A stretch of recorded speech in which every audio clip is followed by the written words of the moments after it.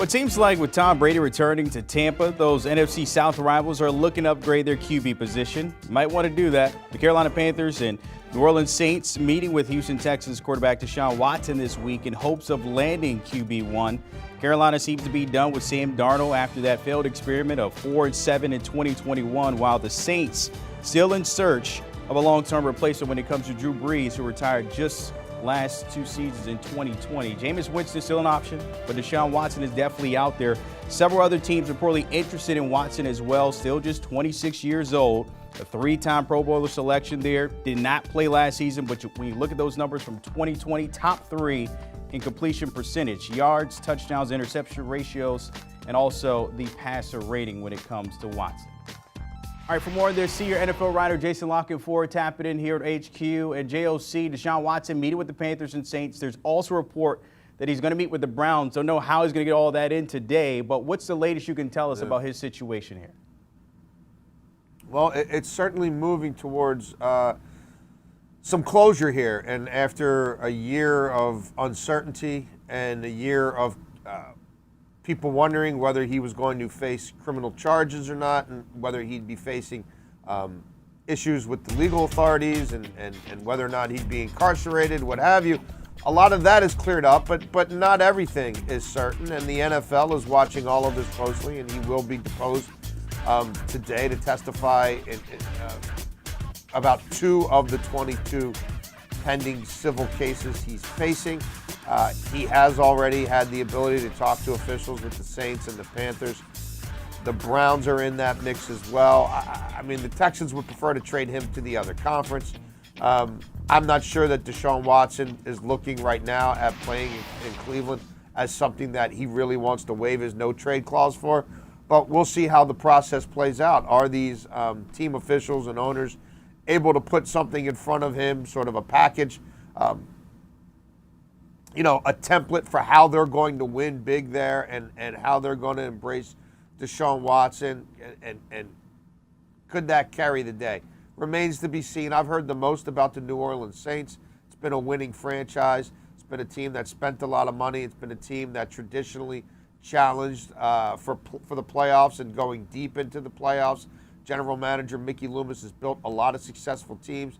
Dennis Allen just took over as a head coach. He's not looking over his shoulder right now the way you would have a Kevin Stefanski on something of a hot seat year in Cleveland looking over his shoulder.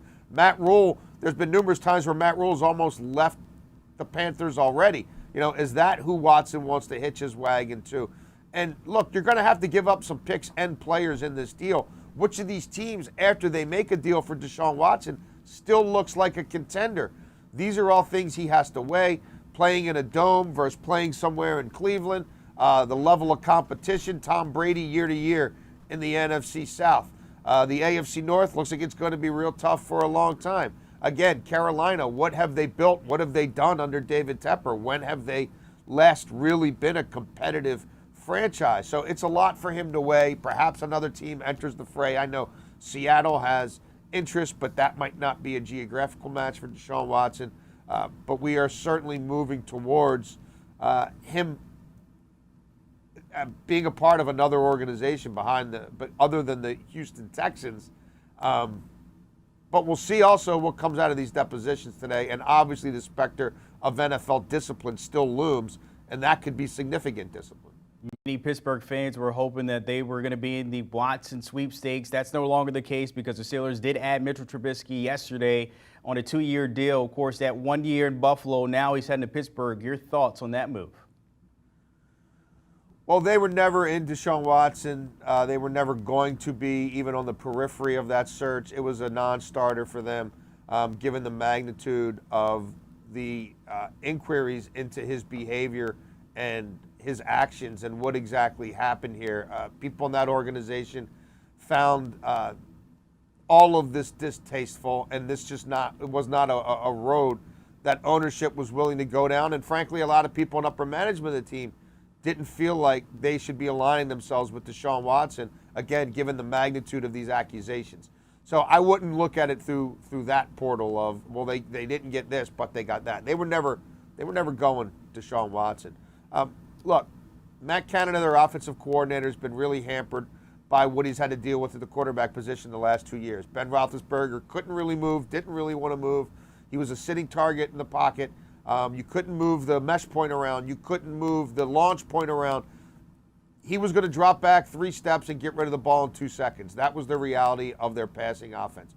I don't know how much better it's going to be under Mitch Trubisky, but it's going to be different. You now have to defend the quarterback in the run game. That should take some heat off of Najee Harris. They want to put more assets in their offensive line, and they will. It's still not going to be an elite offensive line. Mitch Trubisky should help them in the ability to extend plays, be more elusive, avoid some sacks. And again, you have to now defend the passer in the run game. There's only so many numbers to go around. It should help their wide receivers, but he is limited. He's had issues with accuracy. He's had issues with turnovers at inopportune times. I'm not buying that Mitch Trubisky is this huge reclamation project that's going to save the franchise. If you've got a $7 million starting quarterback, chances are you may not have a starting quarterback. But is he better than Mason Rudolph? Does he give him a better chance than Mason Rudolph can to win? Probably. It also, though, does not take them out of selecting a quarterback in the first round, and they continue to do a lot of work on these quarterbacks. All right, so Steelers trying to upgrade when it comes to that QB1 position there, as we see that with Trubisky and that deal. How about the Dolphins adding a little depth behind Tua with Teddy Bridgewater, a 1-year deal? Yeah, I mean, this is really what Teddy Bridgewater's sort of the second stage of his career has been. You know he's going to be great insurance. You know he's a guy who can make plays. He generally, when he's healthy, doesn't turn the ball over. He's going to keep your team in games. If the quarterback goes down for 4 to 6 weeks, he can stabilize that thing. He can keep you on a playoff track if you have built a playoff team. The Dolphins still have more work they want to do in free agency. Can they add a left tackle like Teron Armstead today? That might really put that offensive line over the top. So still more work to be done there, but they're going to make gains in the run game. I think they're going to be a more multifaceted offense with Mike McDaniel installing his system there. We know it became a very good defense in the second half of the year. So Miami's an interesting team to me. I wrote last week that they were going to be major movers and shakers in free agency. They're on that path. I think there's more to come, whether it's a tackle, whether it's a center, something else to further stabilize that offensive line. And I like the Teddy Bridgewater signing. A pro's pro, super classy, great leader. Everybody loves him. He'll be a great sounding board for Tua. Steady Teddy, as I like to call him, his 5th team in 7 years. And when he's out there, as you mentioned, he can win you some ball games. As always, Jason La Canfora, appreciate your time breaking everything down. Don't forget the guys at Pick Six Podcast doing the same. Of course, Will Brinson, Ryan Wilson, and John Breach breaking down the free agency Monday wrap-up, winners and losers.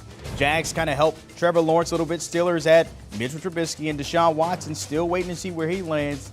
Download and give him a follow to listen to all that noise. Do you want a sports network that delivers everything that matters about the game? The highlights, the picks, the instant analysis, no yelling, no fake debates, no politics. Hit the subscribe button and never miss a moment.